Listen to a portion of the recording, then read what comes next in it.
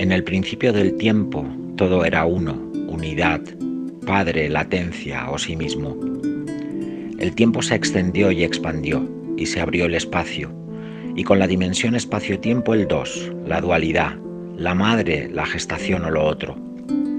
De la gestación de lo otro a partir del sí mismo se abrió la tercera dimensión, y el espíritu o el ánima emergió, dando paso a la materia, al tres, a la Trinidad o a lo trino, al Hijo y al Espíritu de lo creado. Ese espíritu comenzó a tomar forma y movimiento y se abrieron paso las facetas de la unidad que recuerdan que en el principio, antes que el verbo, todo era nada al mismo tiempo sin espacio de separación aparente. Hoy sigue siendo domingo o séptimo día y Dios aún sigue observando su creación. El proceso de ver ser, de ver el ser o de ver lo que es en mí, crea acción.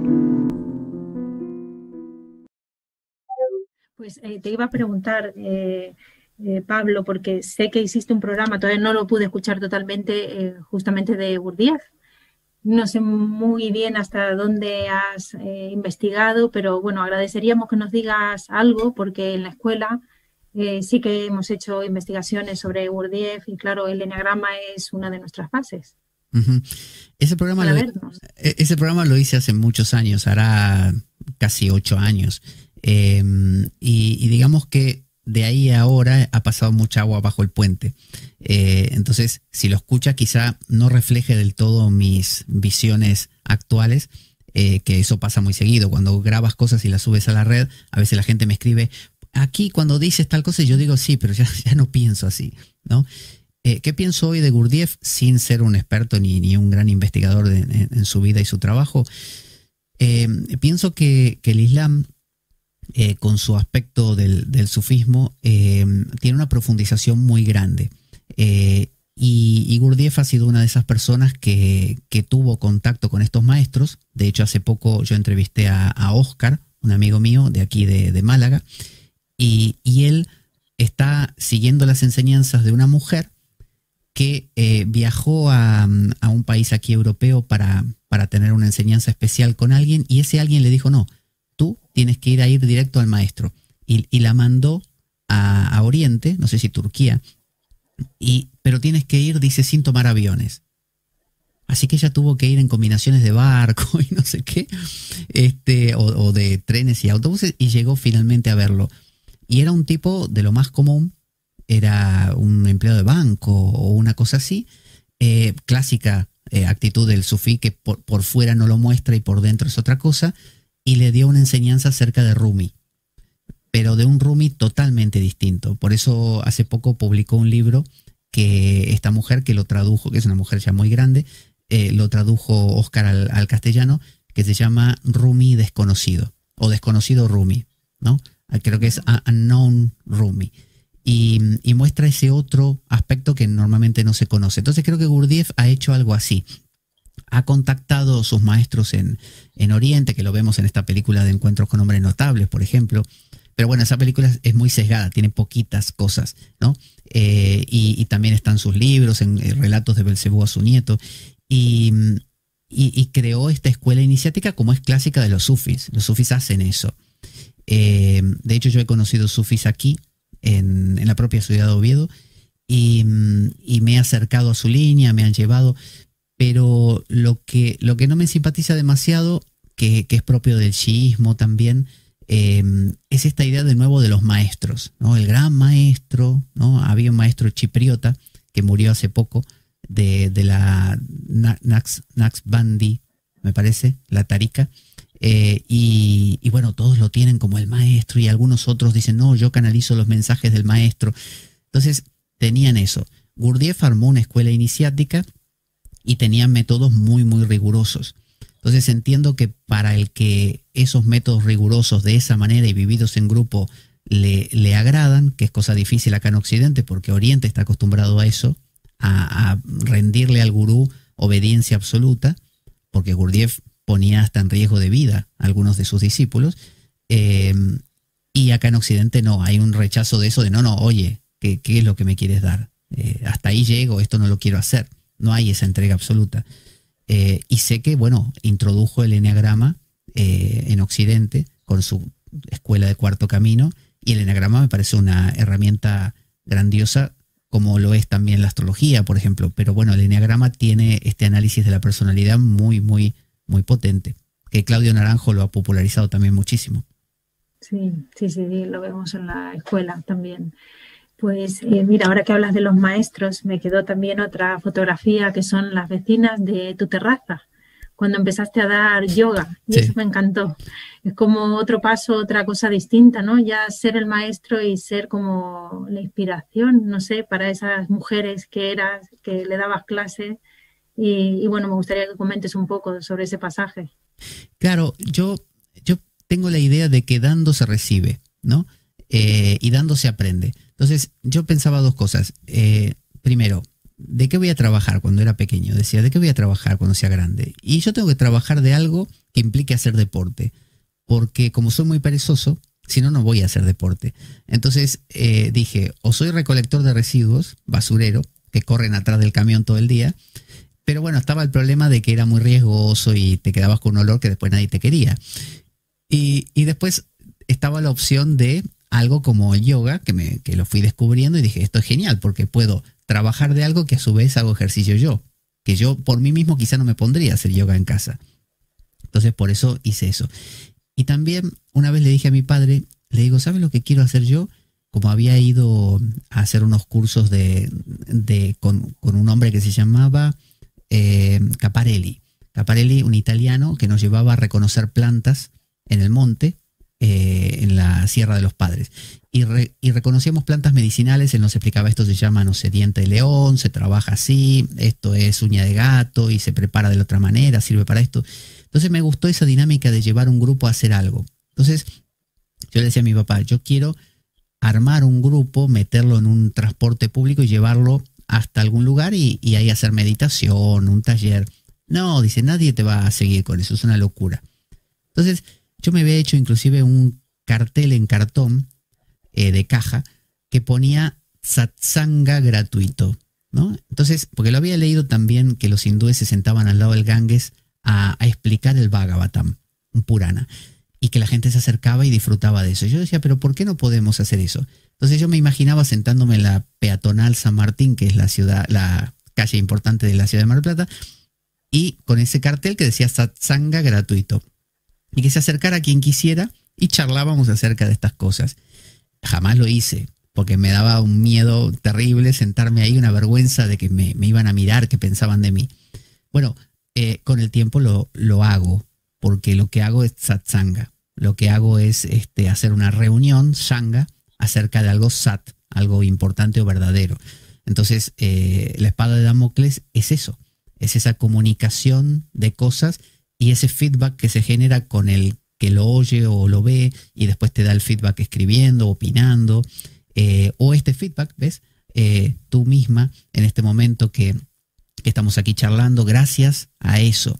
Y a su vez uno aprende, por ejemplo, tus preguntas, en este caso me hacen a mí sacar cosas que a su vez las reviso yo y las veo y aprendo, ¿no? Ahí me he enterado del 1 del eneagrama, por ejemplo.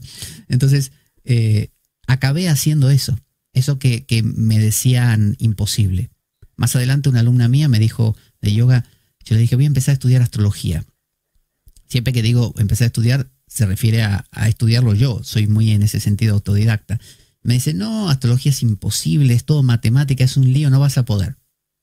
Bueno, ahí estoy. Hace un montón que hago cartas natales y enseño astrología y estudio astrología.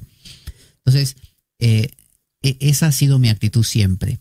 Nada es imposible, todo requiere su trabajo y el hecho de hacer esto en la terraza, como tú decías, tenía que ver con que yo hacía mi práctica en la terraza y las vecinas que iban a colgar la ropa me vieron y una me dijo, oh, ¿no podrías darme clase en casa? Y otra dijo, yo tengo contactos con el colegio que hay acá cerca, te puedo armar un espacio para que des clases ahí a las madres, ¿no? A todas las madres de la zona. Y empecé así, a dar ahí. Después un día me convocaron para hacer una suplencia en un lugar en un spa de la ciudad. Ahí me conoció otra gente. Después en una especie de mezcla de peluquería con un centro de yoga que habían armado. Ahí también. No tenía ni nadie de gente en ese lugar. O sea, no tenía ningún éxito, ni el más mínimo, pero poco a poco fui dando en más lugares, fui teniendo más experiencia, fui aprendiendo, y cada vez más la gente empezó a realmente sí, a disfrutar de lo que daba, a pedir lo que daba, y fui refinando eso que decías al principio. Por ejemplo, mi madre, cuando yo le quería contar algo de estas cosas espirituales, siempre me decía lo mismo: no te entiendo nada, no te entiendo nada, a mí explícamelo de otra manera porque no te entiendo nada. Entonces, a mí me quedó eso de, viste, Bernardo Neustadt, que era un conductor de un programa político argentino. Él siempre decía, miraba a la cámara y decía: a ver, doña Rosa, se lo voy a explicar a usted. Entonces, doña Rosa era el símbolo o la metáfora de la persona de barrio, hombre o mujer, que no tenían la cultura para entender otras cosas. Entonces yo dije, se lo tengo que hacer entender a mi mamá. Si mi mamá lo entiende, ¿no? Pues mi mamá no es de leer muchos libros ni nada, es de más de corazón. Entonces, si mi mamá lo entiende, ya está, tengo medio cielo ganado. O sea que has hecho la carrera de traductor con tu madre, ¿no? Sí, Empezaste con tu madre. Ese fue el gran desafío. Entonces, cuando logré hacerme entender con mi mamá, traducirle estas cosas, después lo llevé a todo. Entonces, hoy en día, ese es el comentario más habitual de mi programa, que la gente me escribe y me dice: te agradezco un montón porque eso que explicaste yo no lo entendía, mirá que lo vi en un montón de videos y lugares, pero ahora que lo explicaste tú, ahora sí lo entendí, te agradezco un montón. Entonces ahí me reconforta de que estoy haciendo eso, porque si yo hablo para académicos, que como no lo soy, tampoco no tengo ese hándicap de uy, soy un académico, no puedo evitar esta jerga. No tengo esa jerga, entonces yo puedo hablar un poco más bajo. Capto, investigo cosas académicas desde mi no academismo o academicismo, las bajo y las traduzco por decir así, al pueblo. Esa es mi intención. Entonces, me pasa muy seguido, de repente me convocan para dar un curso de cosas medio filosóficas o medio místicas, ¿no? Biográficas, y tengo que hablarle a veces a gente que no tiene el mismo nivel de estar estudiando como yo, estas cosas. ¿Cómo hago? Y bueno, tengo que buscar ejemplos, tengo que conectar culturas, tengo que buscar paralelismos, de manera que la persona diga, ahora sí te lo capté. ¿Y esto tú crees, Pablo, que es como tu habilidad, tu talento oculto que has venido buscando en todo este camino que nos has comentado hoy? Es decir, ¿puede ser lo que tú le entregues al otro, esta habilidad? Eso es lo que dice la gente. Dicen que esa es mi habilidad. Yo la fui descubriendo sobre la marcha y por fuerza mayor, es decir, por intentar hacerme entender cuando no se me entendía. Si te refieres a mi búsqueda personal de la vida entera, es una búsqueda de aprender, de descubrir y de saber. Yo no busco llegar a ninguna parte. No busco una meta. No busco una meta. Mi meta es el caminar. Entonces, mi meta es descubrir, mi meta es comprender, y sé que es infinito, ¿no? Entonces, ese es mi camino. Ya dejé atrás toda esta idea de, ¿cuándo llegaré a iluminarme? Cuando yo era adolescente, sufría porque decía, otro día más que no me iluminé. Y se me pasa la vida. Y no me ilumino. Entonces, esa idea de llegar a la meta, no la tengo. Entonces, a veces veo gente que está tengo que meditar más para llegar, no sé qué. Está bien, si te gusta, genial, pero yo lo veo muy tortuoso eso. Me gusta más esa idea estoica. El estoico vive en el kairos, no en el cronos. Vive en el tiempo sin tiempo, el kairos. Entonces, no busca tanto la meta, sino mantener la actitud. Entonces, si se muere ahora porque le cae un rayo, el estoico no te va a decir, mira, dame un rato más porque estaba por llegar a la meta. No, te va a decir, perfecto, porque estoy donde tengo que estar. Y como no hay tiempo para el estoico, ¿no? No siente que le faltó. Te falta cuando piensas que existe Cronos, el tiempo. Entonces, yo pienso que, al igual que cualquier lugar de la Tierra es equidistante del centro, estemos donde estemos, no pasa nada. Mientras estés en la actitud adecuada, está bien. Y si no estás en la actitud adecuada, también.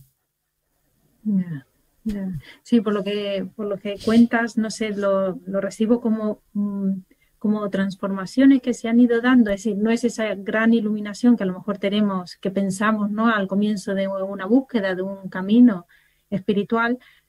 Tú has contado ya varias transformaciones que has ido teniendo con cada paso, con cada lugar, con cada sitio donde ibas llegando, y son pequeñas transformaciones que en realidad eso es lo que te hace dar la vuelta, sí, y volver a casa, de esa casa que has salido, ¿no?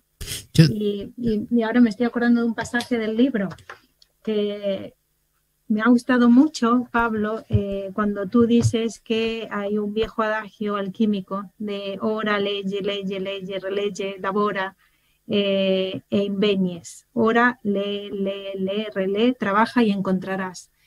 Entonces, esto lo uno con que, porque esto es mágico, claro, yo me pregunto, ¿esa alquimia funcionará en mí? ¿Actuará en mí alguna vez? ¿Será así tan mágico que tú aquí cuentas, bueno, que has empezado a escuchar voces y cosas de todo lo que has ido aprendiendo y tu experiencia y conocimiento, y eso como que fluía, tú no hacías nada, todo eso lo tenías y en un momento sale? ¿Esta alquimia se produce en todo ser humano una vez que haga su búsqueda, su camino? ¿Cómo es? Lamentablemente tengo que caer en lo que diría mucha gente, que es depende del caso. Depende del caso. Cada ser humano tiene un camino distinto, así como decías del eneagrama. Cada uno va a seguir una vía diferente. Algunos más con el corazón, otros más con la razón, otros más con la corporalidad. En mi caso, esa acumulación de saberes, de conocimientos, de aprendizaje, de experiencias, genera que hoy día tenga en mi cabeza un montón de gente. Y Pablo sea una cosita que está ahí, a veces se sienta a escuchar la gran tertulia que tiene toda esta gente. Porque de repente tú me preguntas algo y a mí me viene Chuancé. Me has acordado un poco, ¿viste? Facundo Cabral. Sí. Que, Sí. que decía... De hecho, tu aspecto... Ahora sí. Sí.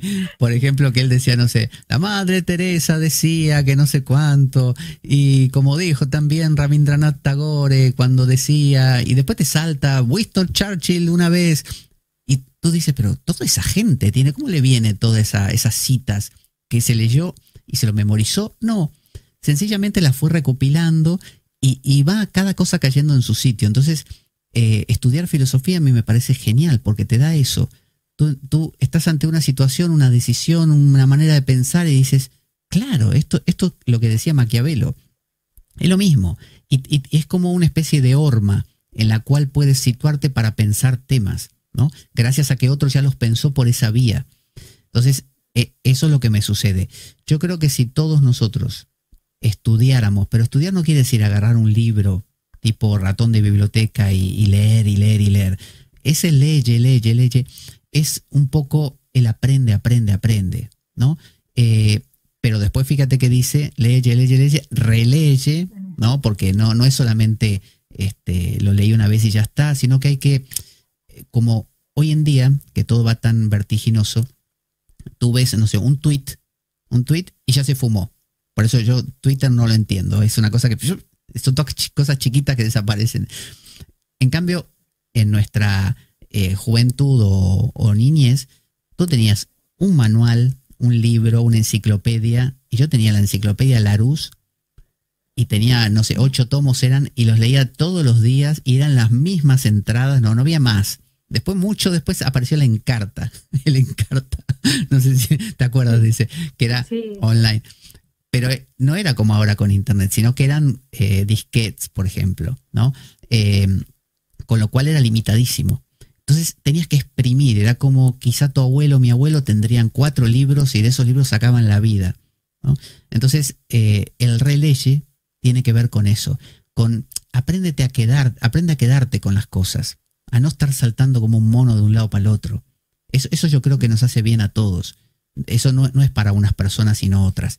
Si tú en vez de saltar de informaciones y leer 500 millones de libros, te centras en algo, ¿no? Mi caso, por ejemplo, es de leer un poco de cada cosa, pero yo funciono en espiral. Yo doy vueltas, leo un poco de cada cosa, pero tengo un centro, o sea, tengo un propósito unificador. No es que salto excéntricamente, ¿no? Es concéntrico, voy hacia ese centro. Entonces, ya sea que leas el mismo libro y nada más, o que saltes de libro en libro, pero todos los temas vayan convergiendo, ese es el releye, ¿no? Es conectarte con una y otra vez. Y después dice ora.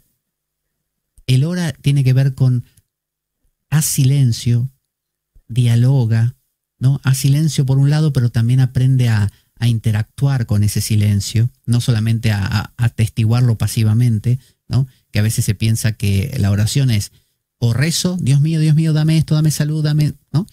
O lo contrario, me voy al otro polo y digo, no, puro silencio. No, a veces hay que hacer como esta idea de la imaginación activa junguiana, de dialogar con eso, ¿no? Con tu inconsciente. Entonces es el ora. Luego dice labora, o sea, trabaja, aplícalo. O sea, si hiciste el leye, el releye y todo lo que quieras, pero no lo vives, bájalo a tierra, fíjate dónde lo puedes encajar en tu vida, dónde lo puedes vivir, experimentar. Entonces, ahí va el labora y finalmente dice invenies y descubrirás, ¿no? Entonces, el invenies viene al final. Hay que hacer todo este camino y yo creo que es válido para todos, pero el modo de vivirlo va a ser diferente en cada uno. Pero yo creo que a todos nos haría bien profundizar un poco más, porque si no, lo que no tenemos es perspectiva, no tenemos juicio crítico. Fíjate, pasan cosas ahora, la pandemia, Trump versus Biden, y todas estas cosas y uno las mira como diciendo, no entiendo nada. Como una más, otra. Y va, o como otra más. ¿No? Pero si tú, por ejemplo, no es que tengas que estudiar política norteamericana, pero sí empiezas a estudiar pensadores de la historia y empiezas a entender eso desde esto otro. Ahora tienes perspectiva. Ah, dices, como le pasó a Julio César cuando quiso disolver el Senado. Ah, y empiezas a tener ese contraste, ese me salgo de la cosa para poder verlo. Pero normalmente, como casi nadie se pone a ese trabajo, estamos todos inmersos en una especie de vorágine. No sé qué pasa con esto, no tengo perspectiva histórica. Viste, un pueblo que no conoce su historia está condenado a repetir los mismos errores. Entonces, no, lo que veo me lo creo. Ay, me prometen el oro y el moro, ahí voy. No, fíjate que antes pasó ya, ¿te acuerdas? La Primera Guerra Mundial también pasó lo mismo. Como dicen esto de la gripe española, ¿no? Que se repitieron los mismos errores. Bueno, si no los vemos, los repetimos. Sí, vamos ciegos. Vamos ciegos. Vamos ciegos. Yo cuando leía esto, Pablo, y un poco trayendo lo que decíamos al comienzo, ¿no? Lo que tú dices de tu madre, de tu padre, lo que has recibido de uno y de otro, para mí yo al leer esto confluían ambas cosas, ¿no? El trabajo, ese esfuerzo, la constancia de tu madre, ¿no? Y también la magia que en un momento dado te podría aportar tu padre con sus dudas, sus maneras, su ser polifacético. Y yo digo, si es la síntesis, ¿no? Está muy bien, sí. Si es la síntesis de la madre y el padre. Y esto lo quiero relacionar también con ese enfoque Advaita que tú hablas en algún momento, no sé dónde lo he escuchado, pero ese del el no dos, el uno, no sé, a mí lo que me parece es que justamente yo lo llevo mucho eso al padre y a la madre, esos dos seres que han dado uno, tú eres uno, pero siempre tienes esos dos, ese claro. 50 y ese 50, con eso vas a todas partes. Yo no sé si de ahí se puede explicar realmente ese concepto de Advaita. ¿Qué es ese enfoque? ¿Qué es? El Advaita justamente propone lo que dices, propone que no hay dos. Por eso no es que se llama unidad, sino se llama no dos, no dualidad. No, es negativa la propuesta. Porque todo en el Advaita es negativo, porque no afirma nada. Si tú afirmas este es el camino, esta es la cosa, este es el gurú, estás diciendo la cosa está acá pero no allá. Y el Advaita te propone que todo es una unidad y que todas las formas que parecen ser alternativas pequeñitas son ilusorias. Entonces el camino espiritual, el maestro, el mantra, ¿no? Cosas sueltas que te llevarían a, dice no hay nada que te lleve a. Ya estás ahí. Yo considero a la Advaita como una medicina. No como, veo que muchas veces se usa como dieta. La gente consume Advaita diariamente durante el resto de su vida. Y entonces va por la vida y dice, no, yo soy el ser siendo. ¿Cómo estás, Marcela? Bien, es que tú no existes en realidad, ni yo tampoco. Somos el mismo ser, o mejor, mira, no digamos nada, quedémonos en silencio. Y tú le dices, pero ¿sabes qué? Tenemos que ir al supermercado, tenemos que hacer un trámite. ¿Cómo hacemos desde esa perspectiva? ¿Qué supermercado? ¿Qué trámite? Es toda ilusión. Entonces, se genera una actitud muy, muy extraña y eso pasa porque en la India el Advaita está inmerso dentro de un sistema más grande, que es los Sat Darshanas, los 6 puntos de vista. uno de ellos es el Vedanta, que contiene la Advaita. Entonces, es como que tú tienes un poquito de cada cosa de lo que necesitas para distintos ámbitos de tu vida, y eso, para cuando tengas que entender la realidad última. Nosotros nos quedamos con eso solo y pretendemos que nos sirva para todo, para lo social, para el amor, y después no te encaja con nada, porque ¿cómo le dices a una persona, ay, te amo, eres el sol de mi vida? Y dices, pero si todo es uno, no me encaja. Entonces, si te pones bien en Advaita, tienes que mirar a esa persona y no expresarle la mínima emoción, porque no cuadra. Entonces, yo considero que como medicina está bien. Como nos hemos pasado de la raya con el tema de la división de cosas, ¿no? Esto es aquello es aquello, esto vale más que aquello, esto es mejor, esto es peor, ¿no? Todo así, bueno, un poquito de sentido común de empezar a darnos cuenta que no, que las cosas son más relativas de lo que nos parece, es sano. Pero me parece que hay que hacer como el Solvay et Coagula, un movimiento. A mí me gusta más la propuesta que tienen, por ejemplo, los Hare Krishna están enmarcados dentro de una tradición Vaishnava, que es más grande que ellos, que se llama Achintya Veda Veda Tattva. El Achintya Veda Veda Tattva significa Achintya, inconcebible, así como inconcebible, Veda a Veda, ¿no? Dividido, unido, ¿no? O no dividido, Tattva, nivel, o sería como escalafón. Entonces sería como, ¿qué es la realidad? La realidad es el tattva, la postura, la visión, este paradigma de que todo es uno y plural a la vez, y a la vez es maravillosamente asombroso. O sea, ¿cómo puede ser algo dos y uno a la vez? Esa es la idea de la Achintya Veda Veda Tattva. O sea, cabe una declaración de amor, cabe una canción no sé, a una diosa, a un dios, y al mismo tiempo cabe que todo es uno a la vez. Que esa diosa o dios y tú son la misma cosa. Entonces es inconcebible unidad en la diversidad. Sí, justamente estaba pensando cuando tú lo estabas explicando eso, que no excluye nada, ¿no? Y generalmente todas las escuelas, las tradiciones por donde has pasado, claro, cerraban filas sobre una cosa, había que cumplir eso, excluía otra cosa, y en el camino nos paralizamos porque es que no podemos meter toda la vida en esa sola cosa. Vale. Claro. Yo no se me quiere pasar, bueno, quiero, si tú tienes ganas de presentar el libro, Pablo, ¿cómo no? O decir algo del libro, yo estaría encantada. Eso, y luego te quiero preguntar por algo del yoga, en concreto del yoga aéreo. Creo que se llama la propuesta que haces, porque ya lo pensé alguna vez y sí que, bueno, quiero ver qué es eso. Bueno, el libro Sadhana al camino interior, la gente me decía, los oyentes, ¿cuándo vas a hacer un libro? ¿Cuándo vas a hacer un libro? Entonces dije, bueno, vamos a hacerlo. Y con motivo del viaje a México, que fui debe ser 2 años ya, dije, bueno, vamos a llevar un libro, porque la gente me lo va a pedir y algo voy a tener que tener. Entonces me lo puse a escribir y es un libro que tiene una segunda parte que todavía no la he publicado, y lo que hace es jugar con estos 6 sistemas de filosofía hindú, que son el Vedanta, el Mimamsa, el Vaisheshika, el Nyaya, el Yoga y el Samkhya, que aunque tengan todos estos nombres raros, ahí los voy desarrollando de una manera muy, muy simple y muy práctica. Y lo hice en forma como de aforismos, como de frases cortas, como numeradas, de manera que uno pueda leer 1 o 2 y no necesite leerse todo el libro para tener una idea semilla para ese día. Lo que hago yo siempre es hermenéutica. Yo lo que pretendo hacer, por esa idea de traducir y adaptar y que sea simple todo, es tomar algo que en su contexto se entiende de cierta manera y quizás sacarlo de ese contexto y hasta transformarlo en otra cosa. Entonces yo puedo hablar del Samkhya y un hindú me dirá, no, el Samkhya es esto y no aquello. Pero bueno, yo te lo voy a adaptar para que lo puedas aprovechar en tu vida cotidiana, y eso es lo que hago en el libro.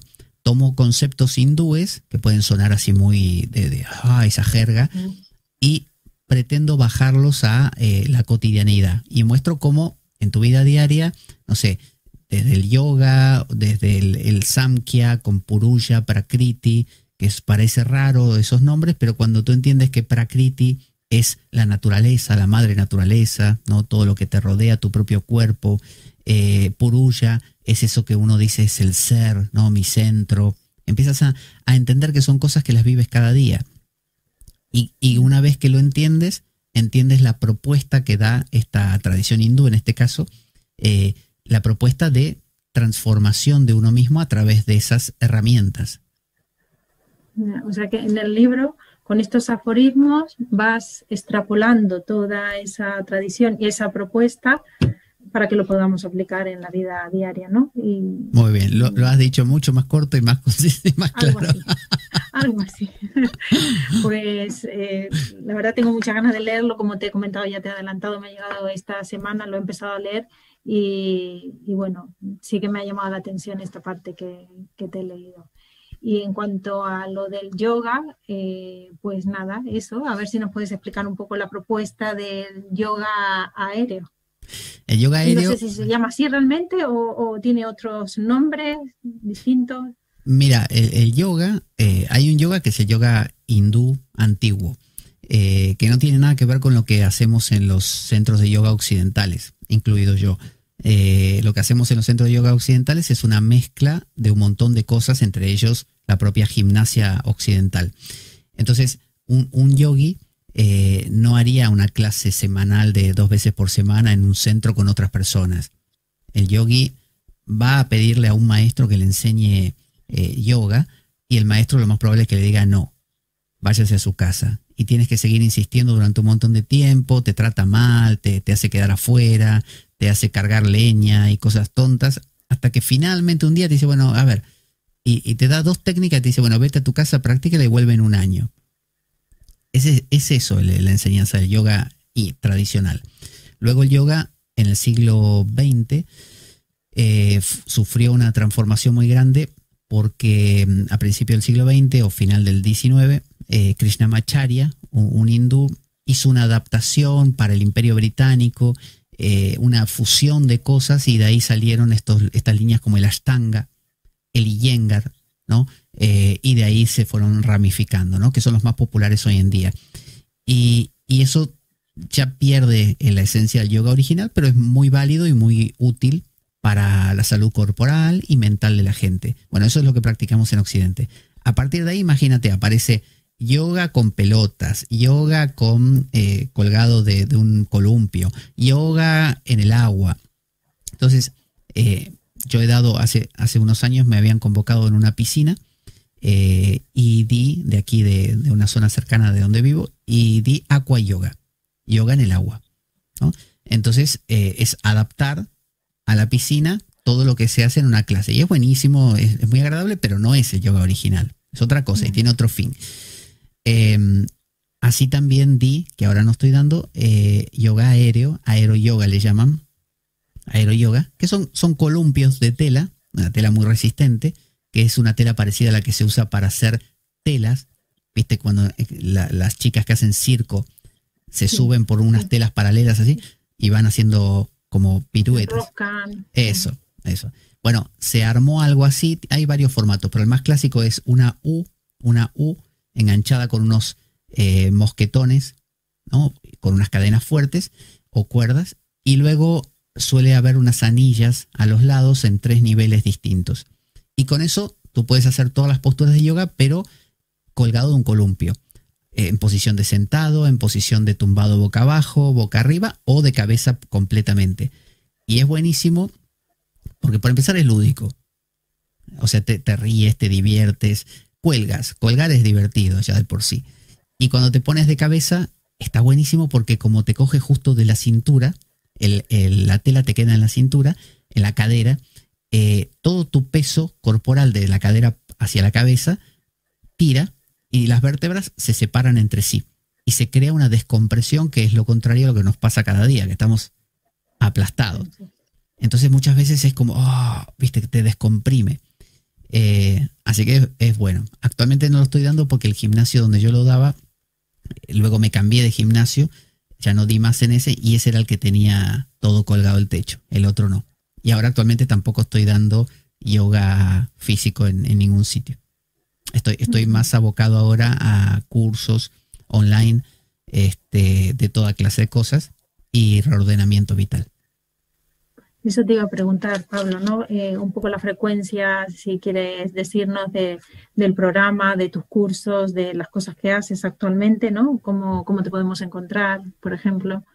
Bueno, para encontrarme lo más fácil es poner en Google Pablo Veloso. Y aparte de algún otro Pablo Veloso que aparezca, va a aparecer mis programas. Entonces aparecerá La Espada de Damocles, por ejemplo. Yo tengo en YouTube, tengo un canal donde voy subiendo mis programas, que algunos programas son programas que yo los hago, digamos, que vienen de mí, mis ideas, y otros, por ejemplo, para Radio Unión. Radio Unión es una radio de aquí de España, de Murcia, y ellos, digamos que tenemos un convenio donde ellos me piden contenidos y yo voy haciendo producciones para Radio Unión. Entonces me dicen, bueno, haz de este tema, o haz de aquel otro, o entrevista a tal persona. Entonces yo voy trabajando eso, y en esos casos son producciones para Radio Unión con el mismo estilo que yo tengo, pero con temas más específicos. Eso también está en mi canal o en la propia página de Radio Unión, que es fácil de encontrar. Se pone Radio Unión, ya sale. Y luego, bueno, tengo otros canales, como por ejemplo canales de reviews. Hago reviews de libros, que me parece que acá en el habla hispana hay poco de eso. Veo mucho en el mundo anglosajón, pero poco aquí. Así que hago reviews de algunos libros que me parecen interesantes. De tarots también hago reviews. Luego tengo canales, bueno, hasta canales de recitación de poesía tengo, donde declamo humildemente algún tango, por ejemplo. Me gustan mucho las letras de los tangos. Luego tengo canal de ¿qué más? Bueno, tengo pendiente uno de cuentos para grabar cuentos. Y luego hago lo del reordenamiento vital, que es un encuentro con las personas. Y tengo el Dialoguemos, que es lo mismo, pero en un formato corto. Dialoguemos es una propuesta que se me ocurrió hace poco, que consiste, no sé si tú te acuerdas de Luisa Delfino. Sí. Te escucho, ¿no? Te escucho, se llamaba. Bueno, ella tomó, para quien no lo sepa, Luisa Delfino, una periodista de la Argentina que desarrolló un programa radiofónico, pero con cámara, que se llamaba Te Escucho, donde la gente llamaba y ella interaccionaba con la gente. Ese formato no lo inventó ella, proviene de una agrupación llamada CVV, Samaritanos, que está en distintas partes del mundo. Yo formé parte cuando era adolescente, que éramos voluntarios, íbamos físicamente al lugar y te podían llamar por teléfono o podían venir en persona y atendías a la gente. Con la dinámica de Carl Rogers, que es la dinámica está centrada en el cliente o paciente, y lo que hacíamos era básicamente escuchar, espejar, ¿no? Usar palabras que reflejaran lo que el otro estaba diciendo para ayudarle a que contara, entendiendo que el solo contar y explicar y profundizar en lo que él dice o ella dice le va a ayudar a escucharse y a reordenar sus ideas. Entonces, en última instancia, esa misma persona va a encontrar sola como la salida a ese problema que está teniendo o a esa situación que está teniendo en ese momento. Eso. Y entonces no podíamos dar consejo, no se podía, no te permitían, porque se entendía que si dabas un consejo lo dabas desde lo que a ti te había funcionado, que no necesariamente era lo mismo que la persona le podía funcionar. Entonces era duro aprender eso, porque al principio uno quería decirle, no, pero te conviene. Y te llamaba gente, porque era para suicidas y desesperados, así se llamaba, ¿no? O sea que nos llamaba gente a veces que decía, me quiero matar, por teléfono a veces en persona también, pero me quiero matar. Y bueno, tú no sabías si era verdad, no, o otro te decía, me acabo de cortar con un cuchillo las venas, por ejemplo. Entonces jugabas con que a ver si sí, si no, y llamar a su vez a la ambulancia para mandársela y mantenerlo en línea. Bueno, era una cosa así. Y eso en el fondo, si lo piensas, tiene mucho de la mayéutica socrática, aunque Sócrates obviamente va en una dirección. En este caso Carl Rogers simplemente es ese acompañamiento. Y bueno, el reordenamiento, yo lo llamo reordenamiento vital, es exactamente eso, con muchas herramientas que ahora sí tengo y en ese momento no, de toda esta gente que tengo en mi cabeza. Entonces, sigo sin dar consejos, no doy un diagnóstico a nadie, no guío, no le digo qué hacer, nada. Simplemente es escuchar lo que cuente interaccionar con eso, hacer preguntas oportunas. Ese es el proceso y resulta muy, muy útil para la persona, porque normalmente pasa esto de, ¡ah! No me había dado cuenta, dice la persona, ahora que lo digo, y no es ahora que lo dices, ahora que lo digo, dice la persona, ella misma, me doy cuenta de, ahora caigo. Entonces, eso ocurre muy, muy frecuentemente en el reordenamiento. Entonces, dije, voy a hacer una versión corta, de media hora nada más, para hacerlo en las redes. Entonces, yo abro la propuesta a toda la gente que quiera constantemente, y hay gente que me escribe y me dice, a mí me gustaría hacer un dialoguemos, y entonces lo hacemos, concordamos el día y lo grabamos. Luego se lo doy a Radio Unión y ellos lo compactan y lo arman. La gente puede apagar su cámara, cambiar su nombre para no aparecer, y cuentan cosas distintas. Alguno te puede hablar de algo político, filosófico, como la vida y la muerte, otro te habla de algo personal, y lo bueno de eso es que cuando alguien escucha ese programa, tú, yo lo escuchamos, decimos, eso me pasa a mí. Y está bueno escuchar al otro cuando cuenta algo que es parecido a lo tuyo, porque te da herramientas, te permite sentirte más acompañado también, un montón de cosas. Entonces, el diálogo... Incluso tú como persona que escucha, a su vez que escucha, pues estás también metido viendo lo tuyo, ¿no? Exacto. Y también te va sirviendo para ti. Sí, no te puedo explicar la cantidad de veces que alguien que me está contando algo, yo digo, eso es lo mismo que me sucede a mí, pero no se lo puedes decir, porque si se lo dices, ya no es la protagonista la persona. Tampoco es que le cuentas, mira, te voy a contar una cosa que me pasó. No, el protagonista es la persona. Entonces, así te esté contando exactamente lo que te sucedió hace 3 minutos, no se lo cuentas. Tú escuchas a la persona. Eso hacemos. Sí, de eso, bueno, fíjate cómo empezamos y cómo terminamos, ¿no? Yo explicaba que la escuela EADA es un proyecto de escuela para acompañar a personas en procesos diversos, y justamente el enfoque ese de la escucha activa está muy presente. Claro. Es ese tipo de acompañar, ¿no? Meternos en esa frontera, escuchar al otro, donde el otro es el principal, digamos, y tú le ayudas, le colaboras, le haces de espejo en un momento dado. Es que da mucho resultado, porque normalmente cuando das un consejo, si tú me das un consejo ahora a mí, yo puedo decirte, no, Marcela, ¿sabes qué pasa? Es que a mí eso no me va, no. Gracias, pero no. Pero en cambio, si tú me haces preguntas, yo mismo lo veo, y donde yo lo veo es mortal, porque lo acabo de ver yo. No tengo manera de quitármelo de encima eso. Si me lo dices tú, sí tengo manera. Te digo, no, es cosa tuya esta, a ti te pasará, a mí no. Pero donde lo vi yo, no hay vuelta atrás. Lo vi. Te cae la ficha, como has dicho tú antes. Sí, totalmente. Cae la ficha. Pablo, y después de todo este periplo, sí que a mí me gustaría que, a ver, si quieres, ¿qué nombre le pondrías a tu mito? ¿A mi mito? Sí. ¿A qué personaje? ¿Cuál sería el mito de Pablo Veloso en todo este camino, en esta aventura, en este periplo que empezó allí en el año 83, hasta aquí, hasta hoy? Que un poco esto que hemos hecho es actualizar, ¿no? Actualizar y volver a contarnos a lo mejor las experiencias de otra manera, porque el paso del tiempo es lo que da, es perspectiva justamente, y ver las cosas de otra manera.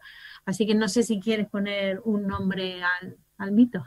¿Tú te refieres a qué personaje mítico refleja esto? O uno que crees tú en este momento. Uno que nos deje, que nos enseñe, que nos... Bueno. A mí siempre me ha gustado, dentro de lo que son personajes míticos, aquellos que no son los dioses olímpicos perfectos, sino que son los que desde abajo, el semidios, de repente un Hércules que tiene que luchar contra las dificultades, las 12 pruebas que tiene que soportar, con un rey Euristeo que está ahí como abusando de él, intentando que muera, ¿no? Y él igual ahí le da para adelante. O un Vulcano, Hefestos, que en el Olimpo no lo quisieron y lo tiraron a la tierra y se le quebró una pierna y quedó cojo. Sin embargo, el tipo ahí le dio duro la forja y acabó generando las armas como el rayo de Zeus, tan apreciadas por los dioses. Entonces, creo que mi historia refleja, como dicen los norteamericanos, el self-made man, el hombre hecho a sí mismo, ¿no? El que es la historia de eso, del semidios, del que no acaba de ser ese Dios perfecto, sino que es el que tiene un lado humano, como un Jesucristo, ¿no? Una cosa de ese mito de tener la lucha contra lo imposible y sacar agua de las piedras, ¿no? Por eso a mí una de las cosas que me gusta transmitir siempre es el tú puedes, ¿no? Esa persona que dice, no, pero es que yo no estudié en una universidad. Sí, tú puedes. No, yo no hablo para perfectos, hablo para la gente que es como yo, que le cuesta, que no sintió que no podía en su momento, que tuvo traspiés, pero igual te levantas y sigues, ¿no? Y dices, como decía don Juan de Castaneda, el brujo siempre dice, vive a la sombra de él y sin embargo. Le puede haber pasado la peor cosa y dice, y sin embargo, continúo, ¿no? Entonces, me gusta eso, quizá un Hércules, quizá, por ejemplo, si me dices Aquiles o Héctor, toda la vida Héctor, porque Héctor es el que la pelea hasta lo último y se enfrenta a un Aquiles contra el que sabe que va a perder. Entonces, es como decía la cita esa de alquímica que la toma Unamuno y que dice, opponere draconem prendere vitam est. Enfrentar al dragón es aferrar la vida, ¿no? O como esa de, creo que es Offenbach, que dice, si lo que nos espera es la nada, hagamos que sea una injusticia. Es esa idea quizás romántica alemana, ¿no? Kierkegaardiana o una cosa así, o nietzscheana también, de levantarte y luchar contra lo imposible aunque sepas que no va a poder ser. Es un poco esa idea que también plantea en la Argentina Dolina, que lo conocerás, es quizá en el resto del mundo no se conozca, pero bueno, un locutor argentino muy, muy culto, y quizá se trate de quiero enamorarme de lo imposible, y quiero que me duela enamorarme de lo imposible, porque ahí está la gracia, y quiero que sea imposible, para que nunca pueda lograrse. Es que quiero esa Dulcinea del Toboso, imposible de conseguir, que nunca me va a dar ni la hora, ¿no? A la cual yo le voy a ofrendar todas mis hazañas contra molinos de viento que en realidad me los invento. Pero en todo ese ejercicio habré ganado. Y hay un poema que lo refleja genial, que a mí me encanta, que es Ítaca, de Constantin Cavafis, ¿no? Donde dice, mira, si quieres te lo puedo leer. Lo voy a... Sí. Lo voy a buscar acá en el móvil y te lo leo de aquí, que es más fácil. Porque no lo sé de memoria, sé solamente el inicio. Pero refleja muy bien lo que te digo. Mira, vamos a poner Ítaca. Dice...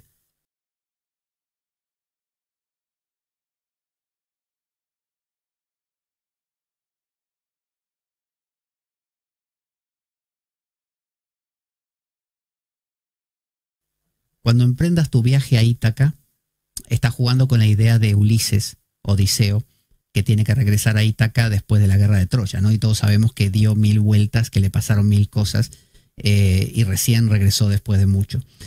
Cuando emprendas tu viaje a Ítaca, pide que el camino sea largo, lleno de aventuras, lleno de experiencias. No temas a los lestrigones ni a los cíclopes, ni al colérico Poseidón. Seres tales jamás hallarás en tu camino, si tu pensar es elevado, si selecta es la emoción que toca tu espíritu y tu cuerpo. Ni a los lestrigones, ni a los cíclopes, ni al salvaje Poseidón encontrarás si no los llevas dentro de tu alma, si no los yergue tu alma ante ti. Pide que el camino sea largo, que muchas sean las mañanas de verano en que llegues con qué placer y alegría a puertos nunca vistos antes. Detente en los emporios de Fenicia y hazte con hermosas mercancías, nácar y coral, ámbar y ébano, y toda suerte de perfumes sensuales, cuanto más abundantes perfumes sensuales puedas. Ve a muchas ciudades egipcias, a aprender de sus sabios. Ten siempre a Ítaca en tu mente, llegar allí es tu destino, mas no apresures nunca el viaje. Mejor que dure muchos años, y atracar viejo ya en la isla, enriquecido de cuanto ganaste en el camino, sin aguantar a que Ítaca te enriquezca. Ítaca te brindó tan hermoso viaje. Sin ella no habrías emprendido el camino, pero no tiene más que darte. Aunque la halles pobre, Ítaca no te ha engañado. Así, sabio como te has vuelto con tanta experiencia, entenderás por fin qué significan las Ítacas.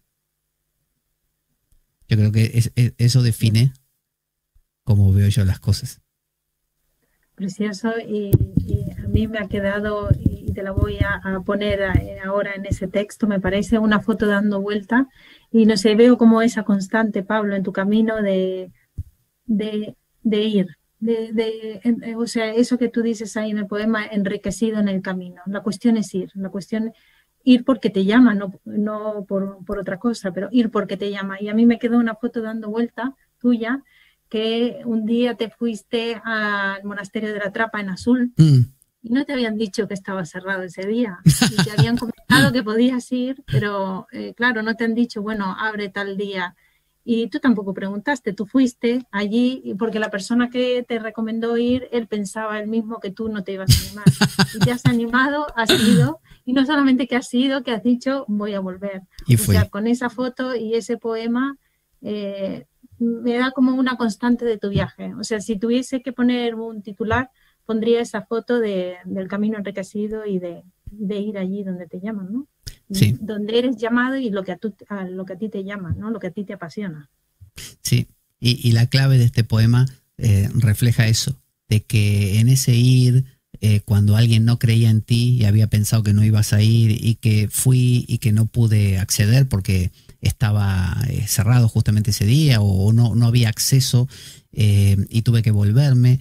Entonces, en eso se aprende. Y en cada vez de esas que uno piensa perdí el tiempo, no perdiste el tiempo, porque ahí es donde estás acumulando esas experiencias que luego te nutren.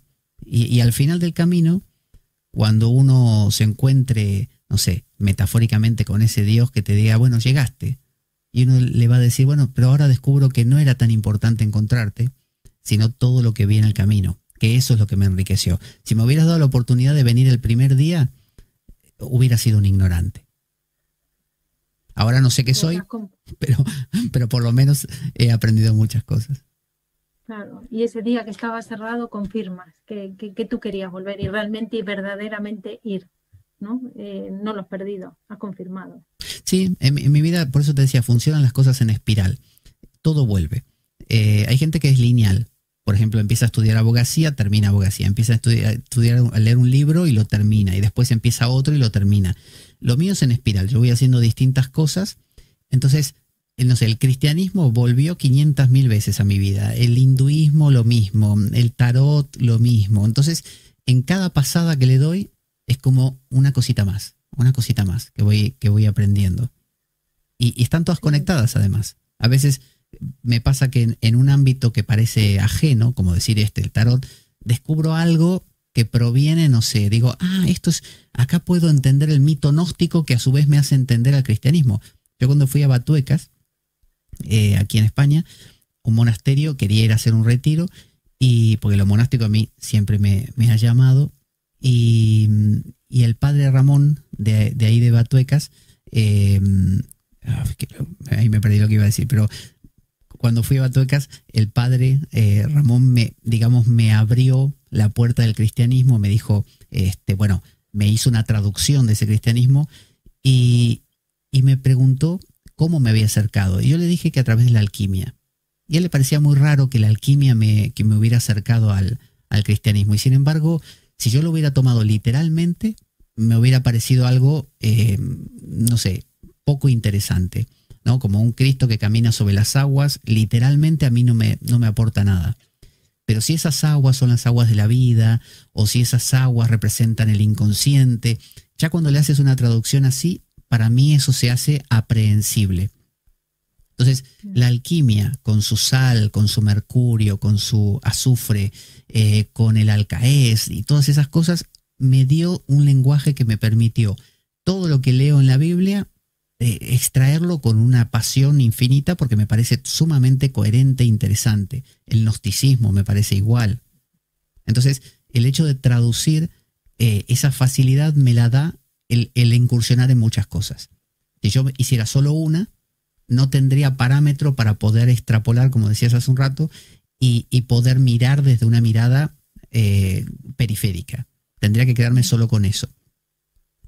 Por eso es lo que hago en el programa, que a veces hablo, no sé, de Nietzsche, y de ahí salto con, no sé, te digo, porque Leibniz, porque el Vedanta hindú, porque... Y así se enriquece, y lo que no se entendía bajo un punto de vista, ahora lo entiendes desde el otro abordaje. Se accede de otra manera, se accede por otra puerta. Sí. Pablo, pues yo he estado muy a gusto, tenía muchas ganas y mucho entusiasmo de hablar contigo. Y bueno, esta entrevista es parte también de un viaje, de una aventura, de un salir de casa, de buscar experiencia, de buscar conocimiento. Y como dices tú, cada uno lo hace a su manera, cada uno encuentra ese camino a su manera. Te agradecemos profundamente. En la escuela, pues hacemos esto, ¿no? De vernos en cada cosa, en las tradiciones, y bueno, hay un ángel que nos guía, que nos ayuda en esas oscuridades del bosque, y bueno, ahí vamos buscando nuestro sendero, con lo cual agradecemos que nos hayas tú compartido el tuyo, cuál es tu camino, tú lo has hecho, piedra a piedra, cómo lo has hecho. Y bueno, a ver si nos volvemos a encontrar en una entrevista así o como en el formato que sea. Claro que sí. Yo te agradezco un montón a ti personalmente, porque también me he sentido muy a gusto. Las preguntas que has hecho y cómo lo has llevado me ha parecido maravilloso. Así que en ese sentido muy, muy contento de estar aquí compartiendo contigo. Si luego esto sirve para quien lo escuche como una referencia, como un espejo, como dices, como mirarnos a través de la vida del otro, bueno, genial, bienvenido sea, me alegra mucho, y que también para el interior de la escuela sea algo provechoso. En cuanto a volver a hablar, cuando tú quieras, repetimos esta experiencia, que de paso es muy relajada para mí, porque normalmente estoy de tu lado. Casi siempre me toca estar o dirigiendo entrevistas o haciendo programas que yo los conduzco. Entonces aquí es muy relajada la cosa, puede estar tranquilo, simplemente explicando cosas y relatando. Contando lo tuyo. Pues sí, a mí me ha resultado muy con mucha tranquilidad también, aunque esté de este lado. Y bueno, para mí también esto es una prueba, pero con mucha tranquilidad, porque ya tu tono de voz me da tranquilidad, Pablo, así que agradecerte enormemente. Bueno, gracias a ti y a la gente del Abrazo del Ángel. Se lo haré llegar. Muchas gracias. Hey, ¿queréis conocer los secretos de la vida? Hagamos entonces un círculo sagrado.